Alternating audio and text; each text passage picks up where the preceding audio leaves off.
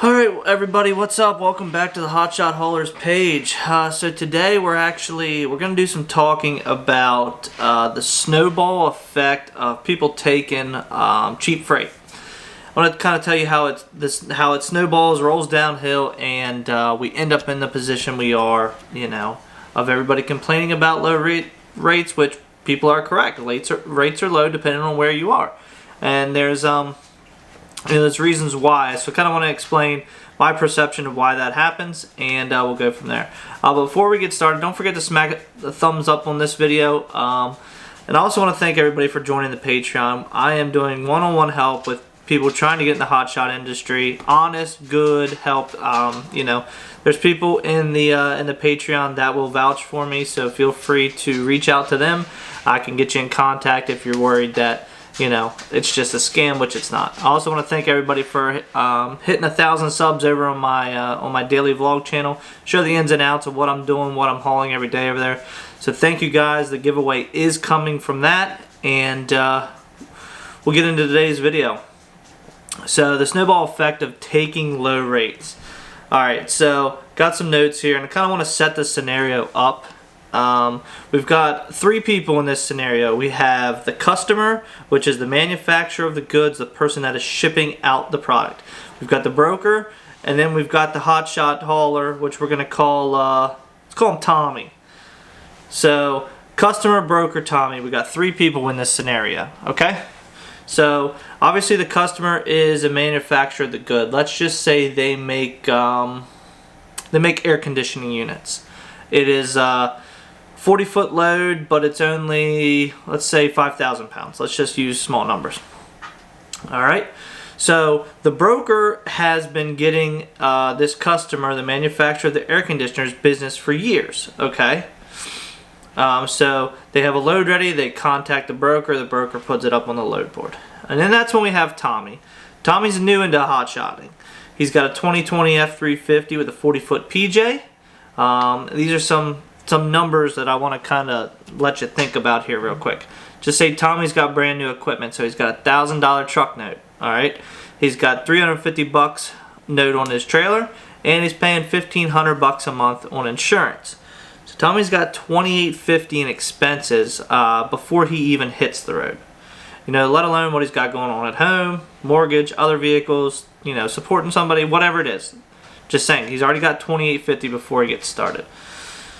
Alright, so our customer has a load ready, a load of air conditioning. So like I said, 40-foot load, 5,000 pounds, they're ready to go. Well, this broker has been charging the customer $1,200 to get this shipment done on a 500-mile run for years now, okay?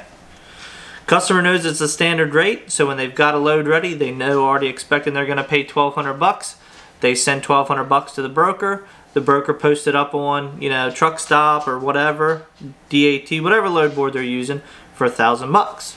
So it puts it $200 in their pocket, and this is when it all starts. So within seconds, he's got a phone call. Hey, I'm calling about load so-and-so, going from here to here. $1,000 on it. When can we pick up?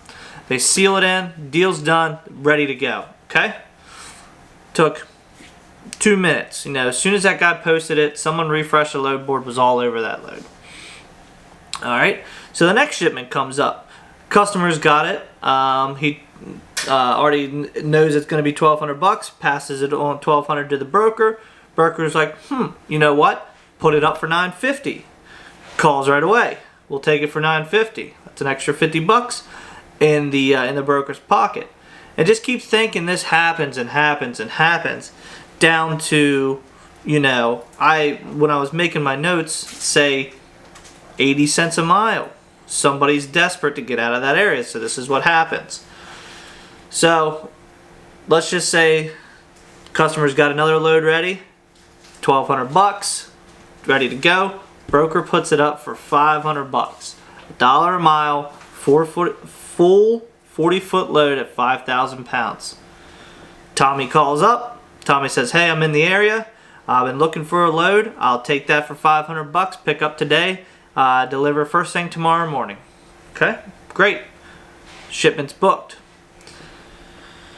So the broker knows this game that's going on and can see that maybe whatever area that the customer has these air conditioning units coming out of doesn't have a lot of other freight leaving. So you start at $1,000 and you have to think, you know, each shipment they're putting more, brokers putting more and more and more money in their pocket. Nothing against the broker. That's just business. I mean, you're in the business to make money. No, I don't think it's right. No, I don't think it's fair, because I see the other end.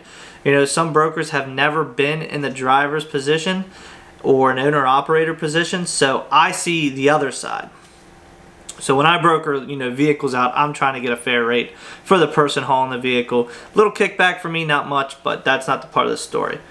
So why are people calling on this load, you know, right away? Or why should the broker keep posting at 1,000 if he knows he can get it moved for $750, $500, depending on when it is, where it is, and how desperate people are? So you have to think, Tommy's out there. Tommy's got $2,850 in expenses before he even hits the road. He's got to make at least $2,850 to pay his truck note, trailer note, and his insurance for the month. So what happens is people get in the mindset as if the wheels aren't turning, you're not making money. Yes, that is correct, but it also depends what's on your trailer. You know, Tommy is sitting at the truck stop at 8 a.m. on Monday morning, and he's skimming the load board trying to find a load. Tommy sees one pop up for $1 a mile, thinking it's going to get him from, let's say, PA to Tennessee. It's going to get him in a better area. That's what Tommy thinks. So Tommy takes that low, you know, that cheap freight, instead of letting it sit on the load board and, you know, waiting it out, maybe offering a higher rate. So Tommy's in a position where he has to keep running no matter what he is running to pay his bills. This is the snowball effect of people getting into the business. I tell people to get into the business. I don't care. I don't know your personal financial situation. I don't know what your home life's like. I don't know how much money you need to make. I don't care. It's a great business to be your own boss. You're not going to get rich overnight, but there is potential for growth. You know, you're not stuck in one place. You can upgrade trucks, upgrade trailers, hire drivers, so far, so forth. It can expand from there. But why cheap freight is being taken, because people get in over their head and feel like they have to be running, you know, 24/7. Doesn't matter what's on their trailer. If they can make a couple $100 here, a couple $100 there, they're essentially working just to pay their bills off. They're not working to build a business. So this is what happens, and it just snowballs down to people taking full truckloads, driving all the way across the country, you know, at $1.60, $1.70, $1.80 a mile after expenses, you know, dispatch fees, broker fees, whatever their expenses may be on top of fuel, truck, trailer, insurance. They feel like they have to be running just so they can kind of put a little bit of money in their pocket. Now, if these loads would sit around and people would put their foot down and say, no, we're not going to haul that for $500, you know, I think a fair rate is $1,000, $2 a mile, pick up today, deliver tomorrow. Can you do that? Now, if you don't ask for it, you're never going to get it. But the broker sees that if I got this load for $1,200 already, if I can get it guaranteed moved for $1,000 today, let's get it moved and on to the next one. You got to keep your customer happy. If they get their product out quicker, they're going to be happier. They're going to keep coming back. They're going to keep paying that $1,200 they've been paying for years, and everybody wins. Customer already knows what they're expecting. Broker puts money in his pocket. Instead of Tommy making $500, Tommy's making $1,000. Tommy got $2 a mile, and that seems to be the magic number, which, depending on what your expenses are, $2 a mile sometimes doesn't cut it. You got to look at fuel prices are going up right now. But kind of wanted to show you and explain to you how that can get to a point where all freight in that area is cheap. Because they're getting it moved for cheap, they'll keep posting it for cheap because they know the broker's getting more money in their pocket, and that's business. Everybody's got to win somehow. So figured I would make a quick video and explain that to you guys. Some of you guys are new. Some of you guys don't understand how rates get to the way they are. But I wanted to show you guys that, and don't forget to slap a thumbs up on this video, and I'll see you guys on the next one.